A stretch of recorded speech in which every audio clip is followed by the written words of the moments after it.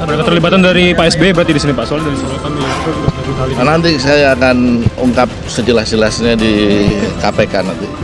Keterlibatan itu ada, dugaan keterlibatan itu ada. Data semua ini udah kita berikan pada saat tim hak angket memutuskan opsi C ada pelanggaran hukum pada proses bailout diberikan kepada KPK. Proyek era pemerintahan Susilo Bambang Yudhoyono yang bernilai 2,5 triliun itu mangkrak akibat KPK menemukan kasus korupsi. Ini soal Hambalang ya. Jangan. Hambalang udah jelas nggak ada apa-apanya. Akademisi Muslim Nahdlatul Ulama atau NU, Ayang Ultriza yakin menuding Presiden kedua Soeharto dan Presiden ke-6 Susilo Bambang Yudhoyono atau SBY sebagai pelaku korupsi. Soeharto merampok duit rakyat NKRI 35 miliar dolar Amerika Serikat, maling duit rakyat terbesar dalam sejarah dunia. YM, para anak cucu Soeharto, kapan Anda kembalikan harta jarahan rakyat NKRI? Kata Ayang di Twitternya @ayang_ultriza, Sabtu 14 Agustus 2021. Dia mengatakan bahwa dirinya ikut merasakan korban kekejaman rezim Soeharto dan SBY. Itu kenyataan, motif saya korban kekejaman dan korupsi Soeharto dan SBY. Saya rakyat jelata, seperti kebanyakan orang. Kenapa Pak? Anda rela duit rakyat NKRI dimaling dan dirampok Soeharto dan SBY? Ungkapnya. Menanggapi itu, politikus Partai Demokrat Rahlan Nasidik mengatakan tuduhan tersebut sangat serius dan tanpa dasar. Rahlan meminta Ayang Ultriza membuktikan tuduhannya jika tidak akan dipolisikan. Wah, tuduhan ini sangat serius. Saya kader Demokrat, tapi saya akan objektif. Saya minta Anda buktikan bahwa SBY korupsi. Silakan buka. Beban pembuktian ada pada orang yang menuduh. Saya beri Anda 2 kali 24 jam, atau kami akan ambil langkah hukum, ujar Rahlan Nasidik. Rahlan bilang bahwa jika upaya hukum tidak ditindaklanjuti sekarang, maka tunggu akan ada upaya hukum pada waktu-waktu akan datang jika rezim ini akan berakhir di 2024. Mungkin upaya hukum kami tidak akan ditindaklanjuti sekarang, tapi kami orang yang sabar dalam mengejar kebenaran. Rezim ini akan berakhir sebelum masa kadaluarsa pidana berakhir. Buktikan, Anda punya 2 kali 24 jam, tuturnya. 2 kali 24 jam. Di hadapan netizen, Anda punya kewajiban membuktikan tuduhan Anda tentang korupsi SBY. Kami menunggu. Bila Anda tidak lakukan, martabat Anda taruhannya, di samping delik pidana yang pasti kami ajukan sebagai konsekuensinya. Sementara itu, Ayang menjawab ancaman Rahlan dengan santai. Dia mempersilahkan Rahlan mempolisikannya. Silakan Pak Rahlan Nasidik laporkan saya ke Divisi Humas Polri atas cuitan saya tentang praktik korupsi Bapak SBY di kasus Bank Senturi dan di kasus Hambalang. Saya tunggu laporannya. Bapak Rahlan Nasidik, kan saya sudah tegaskan, silakan laporkan saya soal cuitan saya tentang korupsi Bank Senturi dan Hambalang oleh Bapak SBY Yudhoyono dan kawan-kawan ke Divisi Humas Polri. Besok saja pada sholat Jumat di Mabes Polri, Bapak langsung laporkan saya. 2 kali 24 jam, kelamaan Bapak.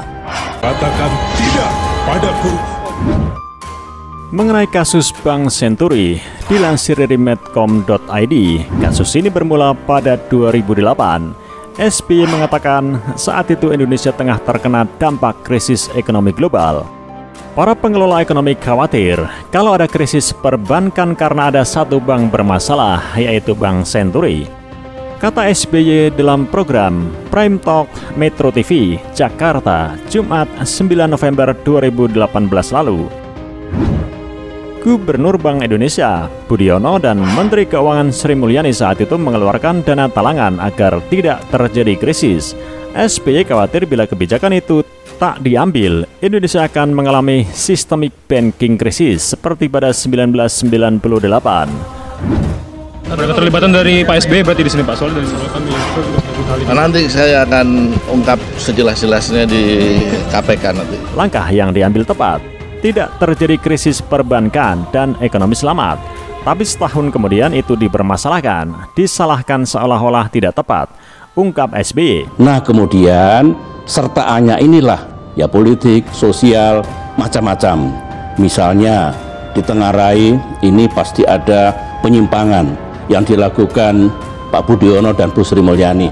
Kemudian ada aliran dana kepada tim sukses SBY, Demokrat dan lain-lain. Tidak ada, tidak terbukti dan memang tidak pernah ada. Kemudian seolah-olah ini solusinya salah. Nah salah dan benar itu kan yang penting ekonomi kita selamat. Itu yang terjadi. Tak lama, DPR RI membentuk panitia khusus untuk mengungkap skandal Bank Senturi. Namun, SBY mengklaim tidak ada hasil penyimpangan yang mendasar.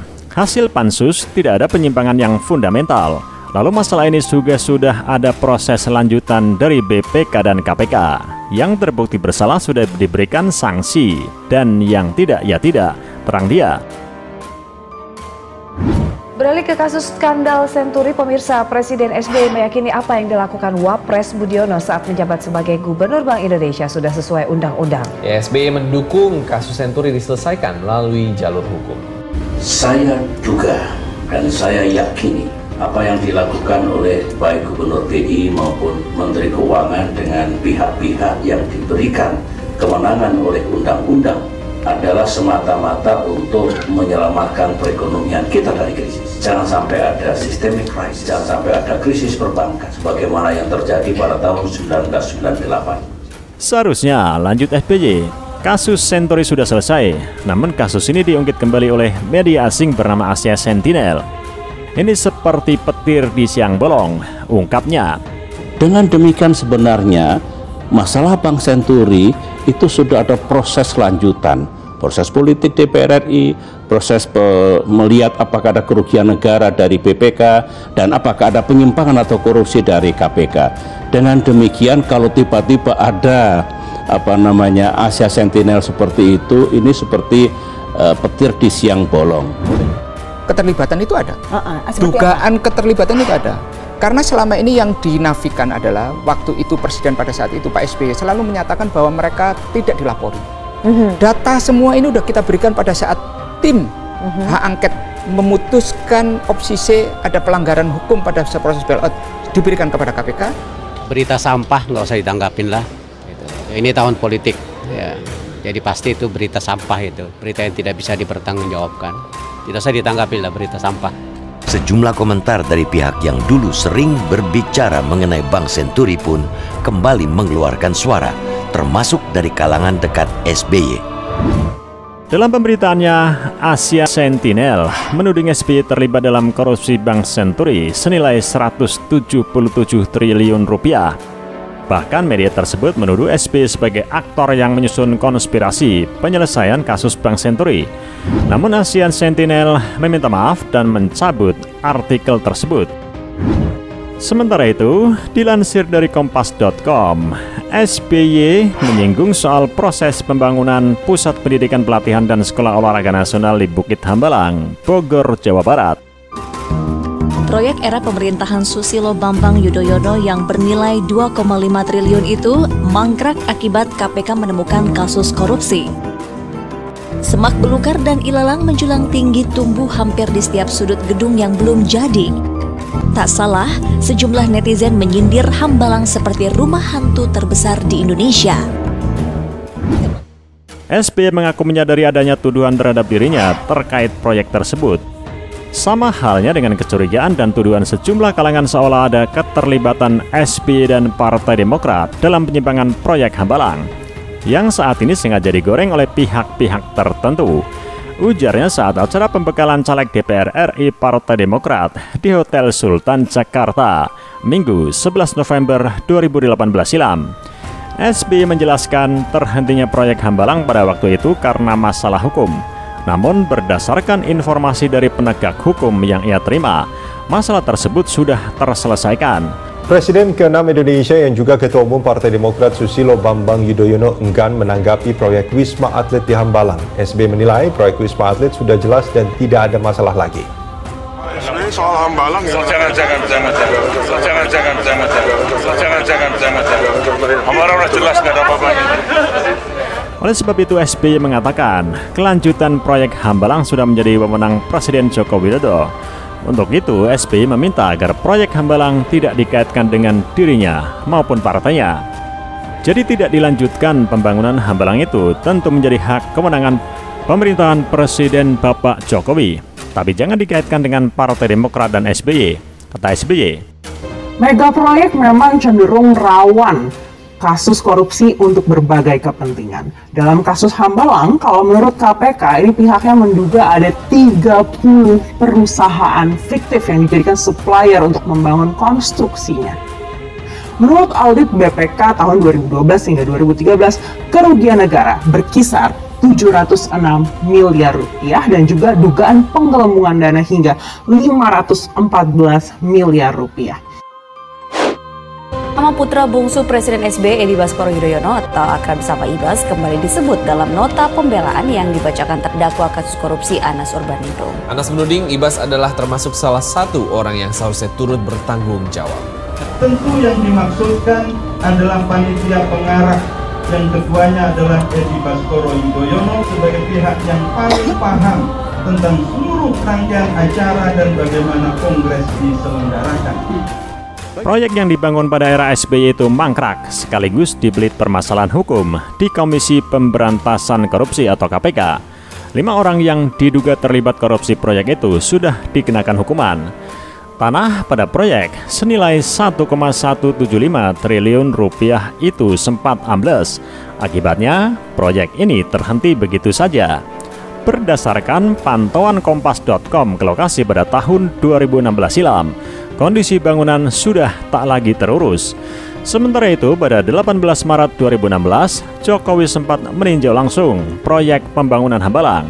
Dalam sidaknya, Jokowi berjanji akan menuntaskan persoalan proyek tersebut. Kemarin, Presiden Jokowi sudah meninjau Wisma Atlet ini. Dia geleng-geleng melihat mirisnya kondisi Hambalang. Apakah dilanjutkan atau tidak dilanjutkan? Kalau dilanjutkan, untuk apa? Apakah masih seperti lama untuk sekolah olahraga? Atau pilihan yang kedua dibiarkan seperti ini? Pasca tidak dilanjutkannya akibat tersandung korupsi proyek ini mangkrak. Di Desember 2011, akibat hujan lebat saat itu tanahnya ambles dan 2 bangunan ambruk. Muhammad Nazarudin kembali menyebut nama putra SBY, Edi Baskoro Yudhoyono atau Ibas, menerima uang jutaan dolar Amerika Serikat dari berbagai proyek. Proyek itu diantaranya Wisma Atlet SEA Games serta proyek di Kementerian Energi dan Sumber Daya Mineral. Yang terima 7%, ada yang 5%, ada yang uangnya jutaan dolar lah. Jadi gini kan, nanti juga Mas Anas tahu, Mas Ibas tahu, ada yang 1 juta, ada yang 500.000, ada yang 405.000.